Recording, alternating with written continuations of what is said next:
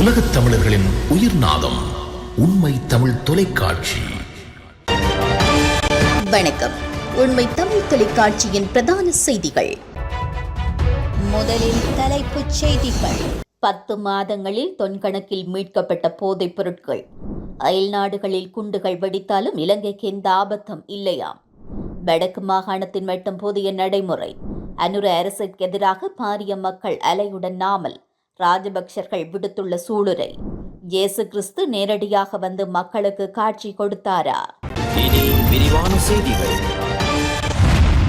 இந்த ஆண்டின் 10 மாதங்களில் 4 தொன்களுக்கும் அதிகமான போதைப் பொருட்கள் மீட்கப்பட்டதாக போலீசார் தெரிவித்தனர். இந்த ஆண்டு ஜனவரி 1ஆம் தேதி முதல் நேற்று வரை நடத்தப்பட்ட சோதனைகளில் போலீசார் மற்றும் பாதுகாப்பு படையினர் 4 தொன்களுக்கும் அதிகமான ஹெரோயின் மற்றும் ஐஸ் போதைப் பொருட்களை மீட்டுள்ளனர். இந்த போதைப் பொருட்கள் தொகையின் மதிப்பு 5000 கோடிக்கும் அதிகமாகும். ஐஸ் மற்றும் ஹெரோயினோடு கைது செய்யப்பட்ட சந்தக நபர்களின் எண்ணிக்கை 1,37,000க்கும் அதிகமாகும். மேலும் இந்த போதைப் பொருள் கையிருப்பு 1,40,000க்கும் மேற்பட்ட சோதனைகளில் பறிமுதல் செய்யப்பட்டுள்ளது. இந்தியா மற்றும் பாகிஸ்தானில் 2 குண்டுவெடிப்பு சம்பவங்கள் நடந்திருந்தாலும் அந்த சம்பவங்களால் இலங்கைக்கு எந்த ஆபத்தும் இல்லை என்று பொதுமக்கள் பாதுகாப்பு மற்றும் நாடாளுமன்ற விவகார அமைச்சர் ஆனந்த விஜயபால தெரிவித்துள்ளார். நாடாளுமன்ற அமர்வின் போது அமைச்சர் இவ்வாறு கூறினார். நாட்டில் உளவுத்துறை அமைப்புகள் தீவிரமாக இருப்பதால் பாதுகாப்பு பிரச்சினை இல்லை. இலங்கைக்கு இதுபோன்ற அச்சுறுத்தல் இருப்பதாக எந்த தகவலும் இல்லை. இலங்கையின் உளவுத்துறை தீவிரமாக உள்ளது. நமது பாதுகாப்புத்துறை குறிப்பாக ஆயுதப்படைகள் மற்றும் போலீஸ் பிரிவு தேசிய பாதுகாப்பில் சிறப்பு கவனம் செலுத்தி வருகின்றன. எனவே தேசிய பாதுகாப்பு குறித்து எந்த கேள்வியும் இல்லை என்று குறிப்பிட்டுள்ளார். மாகாண சுகாதார சேவை பணிப்பாளரின் வடக்கு மாகாணத்திற்கான புதிய நடைமுறைக்கு எதிர்ப்பு தெரிவித்து முல்லைத்தீவு மாவட்ட வைத்தியசாலை தாதியர்கள் பணிப்புறக்கணிப்பில் ஈடுபட்டனர். குறித்த பணிப்புறக்கணிப்பு நேற்றைய தினம் இடம்பெற்றது. முல்லைத்தீவு மாவட்ட மருத்துவமனை உள்ளிட்ட பிரதேசத்தின் ஏனைய மருத்துவமனையில் பணியாற்றும் தாதியர்கள் இந்த பணிப்புறக்கணிப்பினை முன்னெடுத்தனர். இதன்போது முல்லைத்தீவு மாவட்ட பொது வைத்தியசாலையில் அரசு தாதியர் வைத்திய அதிகாரிகள் சங்கத்தின் தலைவர் சேனா விஜயதீபன் ஊடகங்களுக்கு கருத்து தெரிவிக்கையில் தாதிய உத்தியோகத்தர்கள் தொழிற்சங்க நடவடிக்கையினை முன்னெடுத்தனர். இலங்கையின் எந்த ஒரு பகுதியிலும் இல்லாத ஒரு செயற்பாட்டினை வடக்கு மாகாணத்திற்குள் மட்டும் வடக்கு மாகாண சுகாதார பணிப்பாளரின் அறிவுறுத்தலின்படி 50 ஊழியர்கள் கொண்ட இடங்களில் அனைவருக்கும் பொதுவாக ஒரு கையொப்பமிடும் புத்தகத்தினை பராமரிக்குமாறு பணித்துள்ளனர். இதனை நடைமுறைப்படுத்தாத சந்தர்ப்பத்தில் மேலதிக நேர கொடுப்பனவு உள்ளிட்ட விடயங்களை நிறுத்துவதற்கும் நடவடிக்கை எடுக்கப்பட்டுள்ளது. இந்த விடயம் தாதிய உத்தியோகத்தர்களை பாதித்துள்ளது. இது தொடர்பில் வடக்கு மாகாண தாதிய உத்தியோகத்தர் தொழிற்சங்கத்தினால் வடக்கு மாகாண சுகாதார சேவை பணிப்பாளர் வடக்கு மாகாண ஆளுநர் ஆகியோரிடம் பேச்சுக்கள் முன்னெடுக்கப்பட்டும் எந்தவிதமான சாதகமான பதிலும் கிடைக்கவில்லை. இதன் சமகால அனுர அரசாங்கத்திற்கு எதிராக எதிர்க்கட்சிகள் மாபெரும் போராட்டத்தில் ஈடுபட உள்ளதாக எச்சரித்துள்ளனர். போதைப்பொருள் ஊழல் நடவடிக்கையில் தீவிர கவனம் செலுத்தும் அரசாங்கம் மக்களின் நலன்கள் தொடர்பில் அக்கறை செலுத்தவில்லை என எதிர்க்கட்சிகள் சாடுகின்றன. இந்த நிலையில் எதிர்வரும் 21ஆம் தேதி மாபெரும் பேரணி ஒன்றை மேற்கொள்ள உள்ளதாக ஸ்ரீலங்கா பொதுஜன பெரமுன கட்சி அறிவித்துள்ளது. ஐக்கிய தேசிய கட்சியுடன் இணைந்து நுகேகொடையில் ஆர்ப்பாட்டமானது முன்னெடுக்கப்பட உள்ளது.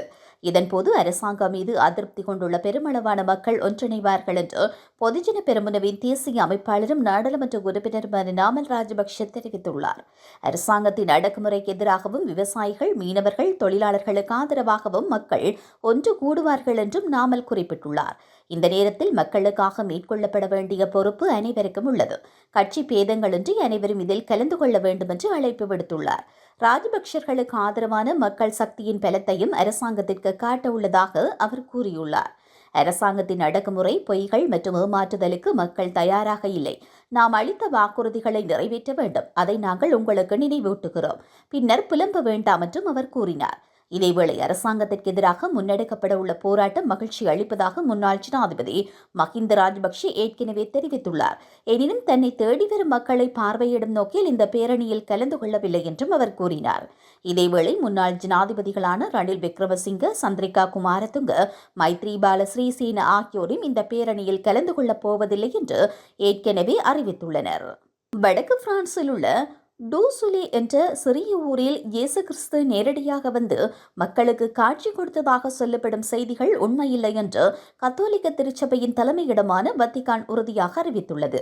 உலகெங்கிலும் உள்ள சுமார் 140 கோடி கத்தோலிக்கர்கள் இந்த தோற்றங்களை நம்ப வேண்டியதில்லை என்று பாப்பரசரின் ஒப்புதலோடு கூடிய ஒரு உத்தரவை வத்திகானின் முக்கிய சமய கொள்கை அலுவலகம் வெளியிட்டுள்ளது. டூசுலேவில் உள்ள ஒரு கத்தோலிக்க தாய் 1970களில் 49 முறை இயேசுவை கண்டதாகவும் அவர் சில செய்திகளை சொன்னதாகவும் அந்த இடத்தில் 24 அடி உயரச் சிலுவையில் கட்டச் சொன்னதாகவும் கூறியிருந்தார். ஆனால் இது குறித்து ஆராய்ந்த வத்திக்கான் இந்த நிகழ்வுகள் கடவுளால் ஏற்பட்ட அற்புதமானவை அல்ல, மனிதர்களால் உருவாக்கப்பட்டவையே என்று திட்டவட்டமாக தெரிவித்துள்ளது. இந்த கூற்றின்படி உலகம் 2000 ஆண்டிற்குள் அழிந்துவிடும் என்று இயேசு சொன்னதாக கூறப்பட்டிருந்தது. அந்த கணிப்பு நிறைவேறவில்லை என்பது தெளிவாக தெரிகிறது என்று வத்திக்கான் கூறியுள்ளது. மேலும் சிலுவையை மக்கள் உணர அதற்கு 24 அடி இரும்பு கம்பிகள் தேவையில்லை. ஒரு மனிதன் மனதார மன்னிப்பு கேட்கும் போது அவன் இதயம் திறக்கும் போதுதான் உண்மையான சிலுவை உயர்த்தப்படுகிறது என்றும் வத்திக்கான் கருத்து தெரிவித்துள்ளது. இதேபோல வத்திக்கான் சமீபத்தில் மற்றொரு முடிவையும் எடுத்தது. அதாவது மேரி மாதா சிலர் இணை மீட்பர் என்று அழைப்பதை தடை செய்தது. ஏனெனில் இயேசு மட்டுமே சிலுவையில் இறந்ததன் மூலம் மனித குலத்தின் பாவங்களில் இருந்து மக்களை மீட்டெடுத்தார் என்று கத்தோலிக்கர்கள் நம்புகிறார்கள் என்றும் கூறப்பட்டுள்ளது. மீண்டும் தலைப்புச் செய்திகள். 10 மாதங்களில் தொன்கணக்கில் மீட்கப்பட்ட போதைப் பொருட்கள். அயல் நாடுகளில் குண்டுகள் வெடித்தாலும் இலங்கைக்கு எந்த ஆபத்தும் இல்லையாம். வடக்கு மாகாணத்தின் மட்டும் புதிய நடைமுறை. அனுர அரசுக்கு எதிராக பாரிய மக்கள் அலையுடன் நாமல். ராஜபக்சர்கள் விடுத்துள்ள சூளுரை. இயேசு கிறிஸ்து நேரடியாக வந்து மக்களுக்கு காட்சி கொடுத்தாரா? இத்துடன் இந்த செய்திகள் நிறைவடைகின்றன. மேலதிக செய்திகளை தெரிந்து கொள்ள உண்மை தமிழ் தொலைக்காட்சியோடு இணைந்திருங்கள். வணக்கம். உலகத் தமிழர்களின் உயிர்நாதம் உண்மை தமிழ் தொலைக்காட்சி.